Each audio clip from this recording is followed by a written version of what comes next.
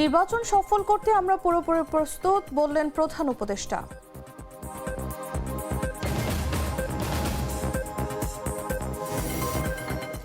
উনিশ বছর পর কেন্দ্রীয় কার্যালয়ে তারেক রহমান, উচ্ছ্বসিত নেতাকর্মীরা, নতুন করে দেশ গঠনের আহ্বান।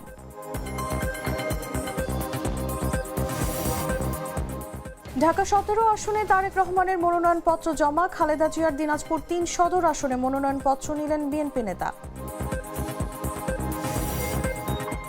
নির্বাচনকে টার্গেট করে অবৈধ অস্ত্র ঢুকছে, মন্তব্য স্বরাষ্ট্র উপদেষ্টার। নির্বাচনের জন্য প্রস্তুতি নিচ্ছে মন্ত্রণালয়, মোতায়েন থাকবে প্রায় 35,000 বিজিবি। এবং যুক্তরাষ্ট্রের $200 কোটি মানবিক সহায়তা ঘোষণা পাবে বাংলাদেশও।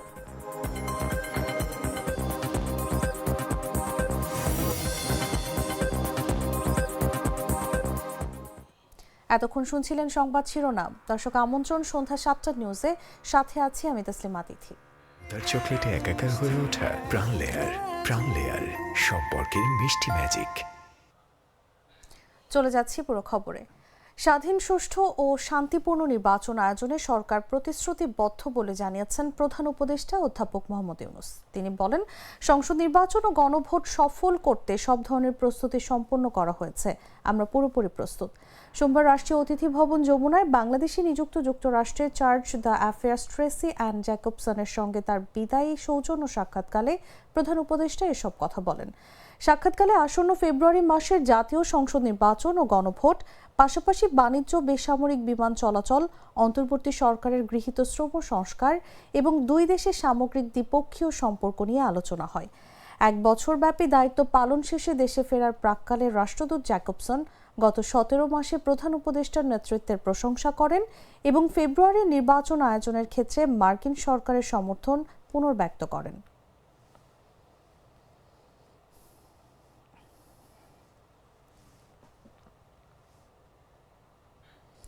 দীর্ঘ 19 বছর পর দলের কেন্দ্রীয় কার্যালয়ে এসেছেন বিএনপির ভারপ্রাপ্ত চেয়ারম্যান তারেক রহমান। কার্যালয়ে তাকে পেয়ে উচ্ছ্বসিত নেতাকর্মীরা। উজ্জীবিত নেতাকর্মীদের নতুন করে দেশ গঠনের আহ্বান জানিয়েছেন দলের ভারপ্রাপ্ত চেয়ারম্যান। সোমবার বিকেল 4টা 6 মিনিটে কেন্দ্রীয় কার্যালয়ে পৌঁছান তারেক রহমান। দীর্ঘ 19 বছর পর বসেন চিরচেনা দলীয় কার্যালয়ে। এর আগে সর্বশেষ 2006 সালে তিনি দলীয় প্রধান কার্যালয়ে যান। কার্যালয়ে পৌঁছালে দলের সিনিয়র যুগ্ম মহাসচিব অ্যাডভোকেট রুহুল কবির রিজভী এবং কোষাধ্যক্ষ এম রশিদুজ্জামান মিল্লাত ফুল দিয়ে ভারপ্রাপ্ত চেয়ারম্যানকে অভ্যর্থনা জানান।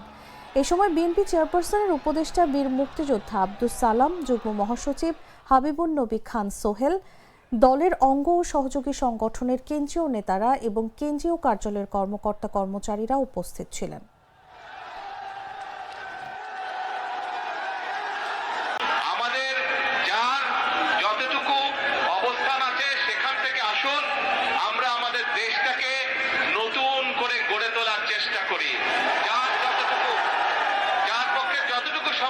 আমরা সচেষ্ট হই দেশের জন্য। কোথাও যদি রাস্তায় একটি কাগজ পড়ে থাকে, ময়লা হয়ে থাকে, দরকার হলে সেটাকে আমরা সরিয়ে দিব।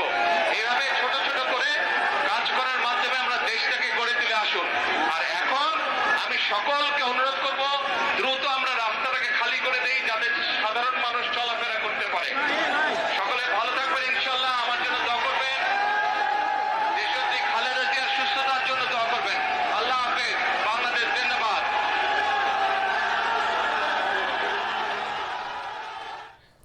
এদিকে আসন্ন ত্রয়োদশ জাতীয় সংসদ নির্বাচনে ঢাকা 17 আসনে লড়তে বিএনপির ভারপ্রাপ্ত চেয়ারম্যান তারেক রহমান মনোনয়নপত্র জমা দিয়েছেন। ঢাকা 17 ছাড়াও তারেক রহমান বগুড়া 6 আসন থেকে নির্বাচনে লড়বেন। সোমবার দুপুর 12টার দিকে রাজধানীর সেগুনবাগিচায় ঢাকা বিভাগীয় কমিশনারের কার্যালয়ে তার পক্ষে মনোনয়নপত্র জমা দেন ডক্টরস অ্যাসোসিয়েশন অফ বাংলাদেশের প্রধান উপদেষ্টা অধ্যাপক ডক্টর ফরহাদ হালিম ডোনার। এ সময় তার সঙ্গে উপস্থিত ছিলেন বিএনপি চেয়ারপারসনের উপদেষ্টা পরিষদের সদস্য আব্দুস সালাম, ক্রীড়া বিষয়ক সম্পাদক আমিনুল হক। এর আগে রোববার তারেক রহমানের পক্ষে মনোনয়নপত্র সংগ্রহ করেন বিএনপি চেয়ারপারসনের একান্ত সচিব ABM আব্দুস সাত্তার। ত্রয়োদশ জাতীয় সংসদ নির্বাচনের ঘোষিত তফসিল অনুযায়ী আজই শেষ হচ্ছে মনোনয়নপত্র সংগ্রহ এবং জমা দেওয়ার সময়।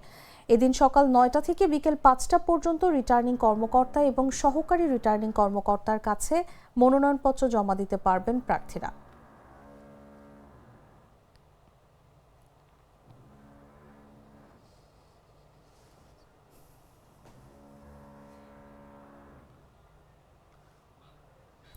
বিএনপি চেয়ারপারসন বেগম খালেদা জিয়ার দিনাজপুর ৩ সদর আসনে মনোনয়নপত্র সংগ্রহ করেছেন দলটির কেন্দ্রীয় স্থায়ী কমিটির নির্বাহী সদস্য সৈয়দ জাহাঙ্গীর আলম। তার এই মনোনয়নপত্র সংগ্রহ ও জমা দেয়া নিয়ে দলের মধ্যে মিশ্র প্রতিক্রিয়া দেখা দিয়েছে। রোববার বিকেল ৪টার দিকে বিএনপির দলীয় প্রার্থী হিসেবে বেগম খালেদা জিয়ার মনোনয়নপত্র জমা দেন নেতাকর্মীরা, কিন্তু এর আগে দুপুর ১:৩০টার সময় সৈয়দ জাহাঙ্গীর আলম এই আসন থেকে মনোনয়নপত্র সংগ্রহ করেন। দলীয় হাইকমান্ডের নির্দেশে সৈয়দ জাহাঙ্গীর আলম মনোনয়নপত্র সংগ্রহ করেছেন বলে দাবি করেছেন। তবে বিকেলে তিনি মনোনয়নপত্র জমা দিতে গেলে বিএনপি ও অঙ্গ সংগঠনের নেতাকর্মীরা তাকে বাধা প্রদান করেন। এর আগে গেল ২৪ ডিসেম্বর দিনাজপুর ৩ আসনে চেয়ারপারসন বেগম খালেদা জিয়ার পক্ষে মনোনয়ন ফর্ম সংগ্রহ করেন জেলা বিএনপির সাধারণ সম্পাদক বখতিয়ার আহমেদ সহ বিএনপির নেতৃবৃন্দ।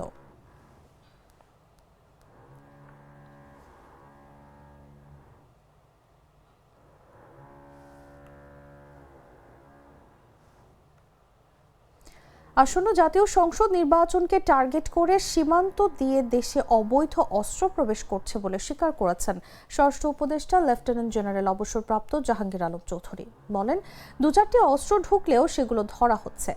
সোমবার পিলখানায় বিজিবি সদর দপ্তরে আয়োজিত বর্ডার গার্ড বাংলাদেশ দিবস ২০২৫ উপলক্ষে অনুষ্ঠান শেষে সাংবাদিকদের এক প্রশ্নের জবাবে তিনি কথা বলেন। জাতীয় নির্বাচনের জন্য সব ধরনের প্রস্তুতি স্বরাষ্ট্র মন্ত্রণালয় নিচ্ছে উল্লেখ করে প্রায় ৩৫,০০০ বিজিবি সদস্য নির্বাচনে মোতায়েন থাকবে বলেও জানান তিনি।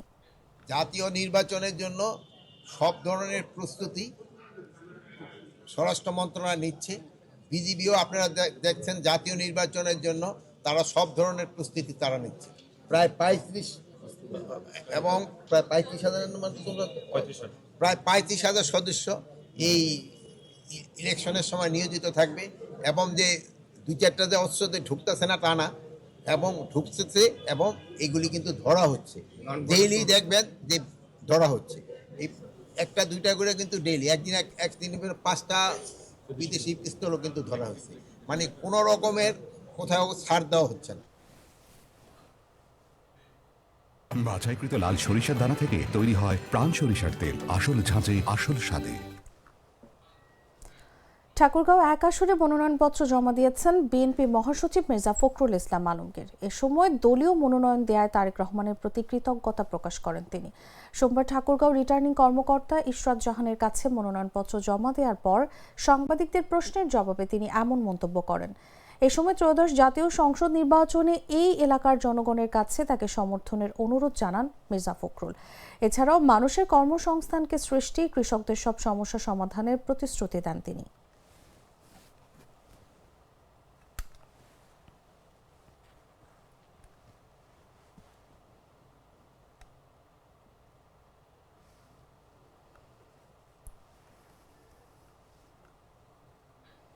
দ্বিতীয় দিনের মতো দেশের সর্বনিম্ন তাপমাত্রা রেকর্ড করা হয়েছে কিশোরগঞ্জের নিকলী উপজেলায়। সোমবার সকালে হাওর অধ্যুষিত এই উপজেলায় তাপমাত্রা রেকর্ড করা হয় ১০ ডিগ্রি সেলসিয়াস।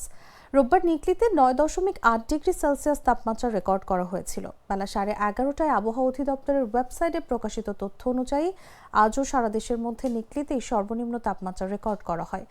আবহাওয়া অধিদপ্তর জানিয়েছে, রোববারের তুলনায় সোমবার শীতের তীব্রতা সামান্য কমলেও জেলার ওপর দিয়ে এখনও মৃদু শৈত্যপ্রবাহ বয়ে যাচ্ছে। চলতি মাস জুড়ে শীতের প্রভাব অব্যাহত থাকতে পারে এবং শীতের অনুভূতি কমার তেমন সম্ভাবনা নেই। এদিকে তীব্র শীতে সবচেয়ে বেশি ভোগান্তিতে পড়েছেন নিম্ন আয়ের মানুষজন। পাশাপাশি জেলার হাওড়াঞ্চলের বোরো ধান আবাদের মৌসুম চলায় কৃষকরাও দুর্ভোগে পড়েছেন। নিকলী আবহাওয়া অফিসের টেলিপ্রিন্টার অপারেটর বদরুল আমিন খান টিপু এসব তথ্য নিশ্চিত করেছেন। সমস্যা, সকালবেলা ঠান্ডা দিন বাড়িতাম পারি না, বাড়িলেও ঠান্ডার মধ্যে গাড়ি যদি চালাইতে পারি না, গাড়ি লুয়ে চালাইতাম গেলে হাত পায়ে ঠান্ডা লাগে, দুধ তাই ভরিয়েছি গা, লুটের গাড়িও নয় বাড়া, কই যাই আমি কি করবাম। ঠান্ডা চলাফেরা, তাপমাত্রা লোদ উঠে না, মানে সপ্তাহে ধরে লোদ উঠে না, তাপমাত্রা বেশি, ঠান্ডা লাগে, গাড়ি ঘুরি চালাতে পারি না। ঠান্ডাটা তো বেশি, ঠান্ডাটা খুব বেশি, মানে সূর্য দেওয়া যাইতেছে না, এই বাইতে আসা যাওয়া চলাফেরা অনেক কষ্টে আছি। প্রচুর কিছুদিন থেকে অনেক ঠান্ডা, আমাদের কিষান সদরে অনেক ঠান্ডা হয়েছে, প্রায় 3-4 দিনের ওভার হয়েছে, প্রায় ঠান্ডা, প্রচুর মানুষ চলাচল করতে কষ্ট হয়। প্লাস আমরা যে কাজ কাম করি পানি ছাড়ে সবাই মানে খুব এর মধ্যে আছি আর কি ঠান্ডায় মানে যতটুকু কষ্ট হয় অতটুকু। সারা বাংলাদেশে সর্বনিম্ন তাপমাত্রা ছিল কিশোরগঞ্জে, আমাদের কিশোরগঞ্জে।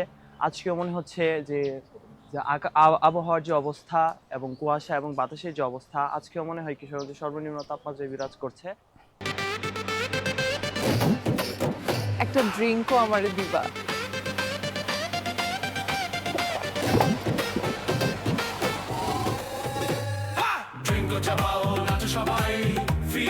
ড্রিঙ্কো হাতে তোমার বিয়ের, হলুদের অথবা রিসেপশনের নাচের ভিডিও #ড্রিঙ্কো দিয়ে শেয়ার করে জিতে নিতে পারো সিঙ্গাপুর হানিমুন ট্রিপ। জানাবো আন্তর্জাতিক সংবাদ।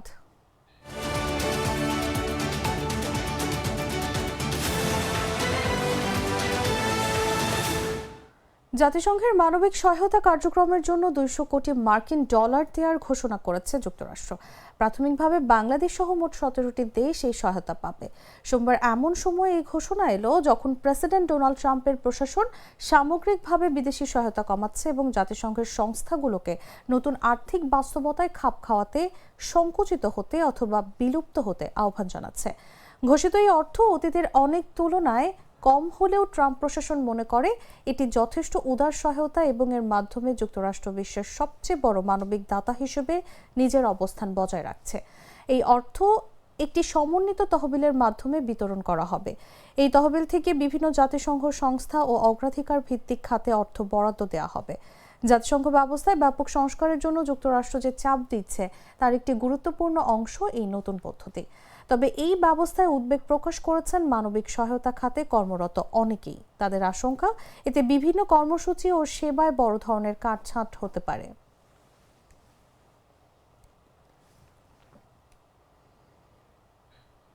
দর্শক, সংবাদ শেষ করার আগে শিরোনামগুলো জানিয়ে দিচ্ছি আরো একবার।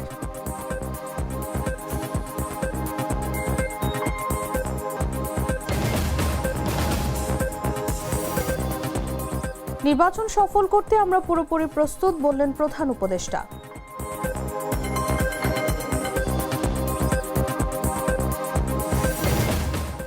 উনিশ বছর পর কেন্দ্রীয় কার্যালয়ে তারেক রহমান, উচ্ছ্বসিত নেতাকর্মীরা, নতুন করে দেশ গঠনের আহ্বান।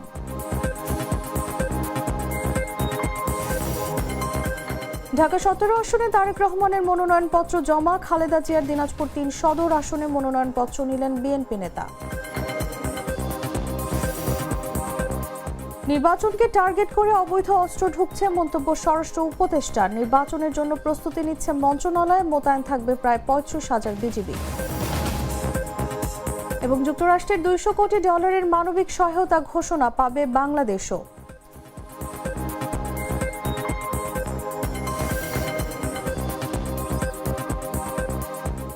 দর্শক, এই ছিল এখনকার মতো। প্রতি মুহূর্তের সর্বশেষ খবর জানতে ভিজিট করুন jagonews24.com। ফলো করুন আমাদের ভেরিফাইড ফেসবুক পেজ এবং সাবস্ক্রাইব করুন জাগো নিউজের ইউটিউব চ্যানেল। ধন্যবাদ সবাইকে।